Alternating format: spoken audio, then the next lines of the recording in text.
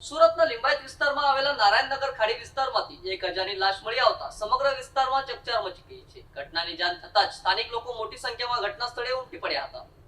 પ્રાપ્ત માહિતી મુજબ લિંબાયતના નારાયણનગર ખાડી વિસ્તારમાં એક લાશ તરતી હાલતમાં જોવા મળતા સ્થાનિકોમાં ભારે ભય અને ચકચારનો માહોલ ફેલાઈ ગયો હતો.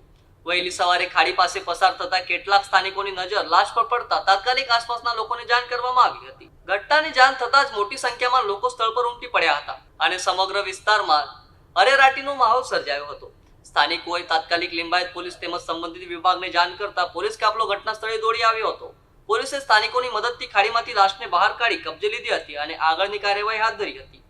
હાલ પોલીસે મૃતદેહની ઓળખ મેળવવા માટે તપાસ શરૂ કરી છે. મૃતક કોણ છે, ક્યાંનો રહેવાસી છે અને કઈ પરિસ્થિતિમાં ખાડી સુધી પહોંચ્યો તે અંગે માહિતી એકત્રિત કરવામાં આવી રહી છે. સાથે જ મોતનું સાચું કારણ જાણવા માટે મૃતદેહને પોસ્ટમોર્ટમ માટે ખસેડવામાં આવ્યો છે. પ્રાથમિક તબક્કે આ અકસ્માત છે કે આત્મહત્યા પછી કોઈ અન્ય કારણસર મોત થયું છે તે અંગે કોઈ સ્પષ્ટ માહિતી સામે આવી નથી.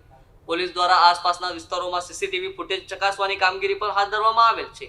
સાથે જ સ્થાનિક લોકો તેમજ આસપાસ રહેતા લોકોની પૂછપરછ કરીને મૃતક અંગે કોઈ માહિતી મળે તે દિશામાં તપાસનો દોર તેજ કરવામાં આવ્યો.